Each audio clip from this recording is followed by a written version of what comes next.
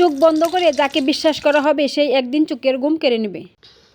তুমি তোমার ভবিষ্যৎ পরিবর্তন করতে পারবে না, কিন্তু তুমি তোমার অভ্যাস পরিবর্তন করতে নিশ্চয়ই পারবে। আসসালামু আলাইকুম, কী অবস্থা সবার? সবাই কেমন আছেন? দেশ এবং বিদেশে যে যেখানে বসে আমার ভিডিওটি দেখছেন, আশা করি আল্লাহ তাআলার অশেষ রহমতে সবাই অনেক অনেক বেশি ভালো আছেন। আলহামদুলিল্লাহ, আমরাও অনেক ভালো আছি। আমি গ্রামের বউ ছোট্ট একটি গ্রাম থেকে আরও একটি নতুন ভিডিও নিয়ে আপনাদের মাঝে চলে আসলাম। তো স্কিপ না করে পুরো ভিডিওটি দেখবেন, আশা করি ভালো লাগবে।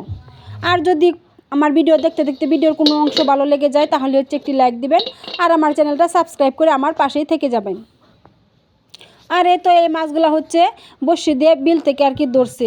তো প্রথমে বড়শির মধ্যে চিংড়ি মাছ গেতে তারপরে বিলে ফালাইছিল, তো সেগুলোর মধ্যে এই মাছগুলো ধরছে। তো মোটামুটি ভালোই মাছ ধরছে। তো আমি এখন মাছগুলো কেটে ধুয়ে নেব আর কি। তো আজকের মাছগুলো রান্না করবো না, আমি কেটে ধুয়ে ফ্রিজে রেখে দেবো। আর এটা পরদিন আর কি দুপুরবেলা। তো এখন আমি রান্না করতে চলে আসছি। আর আজকে যা কিছু রান্না করব তো সব কিছু গুছিয়ে নিয়েছি। তো এখানে দেশি লাউয়ের বীজ নিয়েছি, বীজগুলো আমি আজকে ভর্তা করব।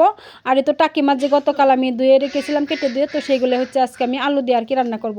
আর এদিকে আমি কিন্তু ভাতের চালও নিয়ে আসছি। তো সব কিছু আর কি গুছিয়ে নিয়েছি, এখন আর কি আমি রান্নাটা করে নেব। আমি কোথায় রান্না করি সেই জায়গাটা আজকে আপনাদেরকে একটু ভালো করে দেখিয়ে দিলাম। তো শীতের দিনে আসলে আমি তো বাহিরে রান্না করি আর কি, খোলা আকাশের নিচে। আর শীতের দিনে কিন্তু বাহিরে বসে বসে রান্না করতে কিন্তু অনেক ভালো লাগে।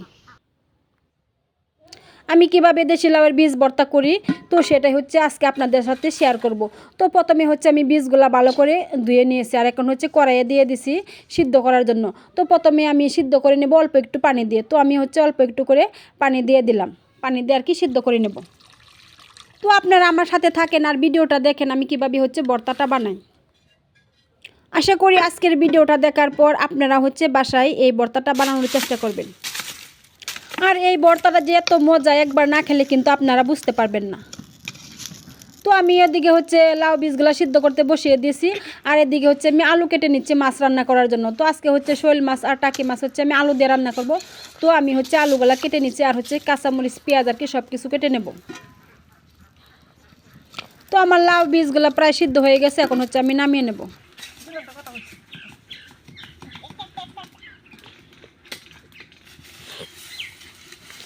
আর আমার লাউ বীজগুলো কিন্তু সিদ্ধ হয়ে গেছে, আর আমি নামিয়ে নিয়েছি। আর এখন ভর্তা বানানোর জন্য আমি শুকনা মরিচ, কাঁচামরিচ, পেঁয়াজ মানে সব কিছু আর কি ভেজে নেব। তো প্রথমে আমি শুকনা মরিচ ভেজে রেখে দিয়েছি, আর এখন কাঁচামরিচ, পেঁয়াজ, রসুন সব একত্র করে আর কি ভেজে নেব। তো আমি আবারও কড়াইয়ে দিয়ে দিলাম সরিষার তেল, আর অল্প একটু হলুদ দিয়ে লাউ বীজগুলো কিন্তু আমি আবারও ভালো করে আর কি তেলের মধ্যে ভেজে নেব। আর এগুলো দেশি লাউয়ের বীজ, অনেকে জিজ্ঞেস করবেন তাই আমি আগে বলে দিলাম। তো সেদিন ছেলে আমার বাজার থেকে একটা লাউ নিয়ে আসছিল, তো সেই বীজগুলো কিন্তু ভিতরে অনেক বড় বড় ছিল। তো আমি বীজগুলো ফেলে না দিয়ে তো এরকম করে ভর্তা বানিয়ে নিয়েছি। আর খাইতেও কিন্তু মাশাআল্লাহ অনেক মজা হয়েছিল ভর্তাটা। আর আপনাদেরও যদি আমার মতো এরকম সমস্যা হয় যে লাউ আনার পরে ভিতরে বীজগুলো অনেক বড় বড়, তাহলে আপনারা ফেলে না দিয়ে এরকম করে ভর্তা বানায় খাবেন। ভর্তাটা কিন্তু অনেক অনেক মজা হচ্ছিল, কি আর বলবো, না খেলে তো আর বুঝতে পারবেন না, তাই না? আর লাউ বীজগুলো আমি নামিয়ে এখন তরকারিটা চুলায় বসিয়ে দিলাম।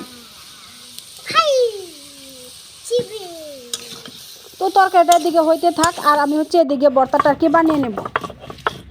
আর আপনারা শেষ পর্যন্ত দেখতে থাকেন আমি কীভাবে ভর্তাটা আর কি বানিয়ে নিই পাটায় বেটে। আর যে কোনো ভর্তা কিন্তু পাটায় বেটে বানালে কিন্তু অনেক মজা হয় খাইতে।